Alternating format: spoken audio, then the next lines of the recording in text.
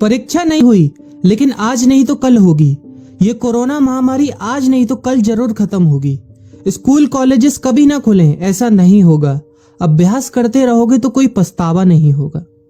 Corona महामारी के चलते इस समय स्कूल और कॉलेजेस बंद पड़े हैं, जिसके चलते विद्यार्थियों में पढ़ाई के प्रति लापरवाही देखी जा रही है। इसी को देखते हुए मुंबई के एक स्कूल में हमारे पुराणों में लिखित एक कहानी सुनाई गई और विद्यार्थियों को इस कहानी के जरिए एक मैसेज दिया गया, एक सलाह दी गई। कहानी ये थी कि एक बार भगवान इंद्र किसानों से नाराज हो गए और उन्होंने घोषणा कर दी कि 12 साल तक बारिश नहीं होगी, आप फसलों को नहीं उगा पाएंगे। भगवान इंद्र से किसानों ने विनम्रता पूर्वक विनती की।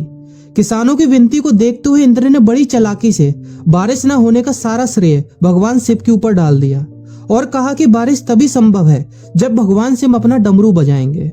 लेकिन इंद्रदेव भगवान शिव के साथ पहले ही गुप्त रूप से चर्चा कर चुके थे और उनसे किसानों के साथ सहमत नहीं होने के लिए भी अनुरोध कर चुके थे। जब किसान भगवान शिव के पास बारिश के लिए विनती करने के लिए गए तो उन्होंने भी कह दिया कि बारिश तभी होगी जब मैं 12 साल बाद अपना डमरू बजाऊंगा।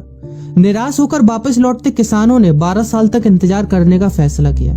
लेकिन उनमें से एक किसान वापस लौटकर नियमित रूप से अपना काम कर रहा था, खेती कर रहा था, यहाँ तक कि बीज भी बो रहा था। अन्य किसानों ने यह देखकर उस किसान का मजाक उड़ाना चालू कर दिया।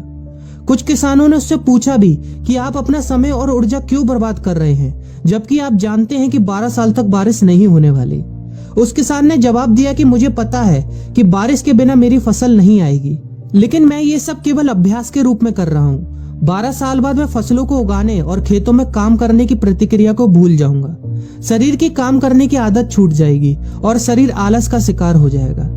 इसलिए मैं अभ्यास करता रहता हूँ कि जब 12 साल बाद बारिश होगी तो मुझे काम करने में मुश्किल नहीं होगी। जब इस किसान की ये बात पार्वती जी को पता चली तो उन्होंने भी चिंतित होकर शिव जी से कहा, आप भी 12 साल बाद डमरू बजाना भूल सकते हैं। यह सुनकर भगवान शिव भी चिंतित हो गए, इसलिए कहीं वो डमरू बजाना भूल तो नहीं गए, इसकी जांच करने की सोची और अपना डमरू उठाकर बजाने की कोशिश करने लगे। कोशिश करते हुए जैसे ही डमरू से आवाज आई वैसी बारिश होने लगी और जो किसान नियमित रूप से अपना काम कर रहा था उस किसान का खेत फसलों से हरा भरा हो गया। लेकिन बाकी सभी बारिश का इंतजार करते किसानों को पछतावा हुआ, क्योंकि उन्होंने अभ्यास करना भी छोड़ दिया था। इसी तरह 2 सप्ताह बाद, 2 महीने बाद या 2 साल बाद लॉकडाउन समाप्त हो जाएगा। कोरोना महामारी भी खत्म हो जाएगी। इसे घूरने या इस महामारी के खत्म होने तक का इंतजार करने से बेहतर है कि आप जिस कक्षा में हैं या जिस अगली कक्षा में जाने वाले हैं उसका अध्ययन करें। पुस्तकों का अध्ययन करके अपने कौशल को तेज करें। आपके पास जो ज्ञान है उसे और बढ़ाएं। इस समय का इस्तेमाल करें और ये सोचें कि आप और भी बेहतर कैसे कर सकते हैं, क्योंकि डमरू कभी भी बच सकता है। इसलिए अभ्यास करते रहें। अभ्यास ही गुणवत्ता का सार है। अभ्यास ही है जो आपको किसी भी क्षेत्र में पूर्ण बनाता है। अगर आप अपनी पढ़ाई के प्रति लापरवाही छोड़कर अभ्यास करते रहेंगे तो जब काम करने का समय आएगा, जब भी परीक्षा देने का समय आएगा, तो आप हर चुनौती और अपने हर क्वेश्चन का जवाब देने के लिए तैयार रहेंगे।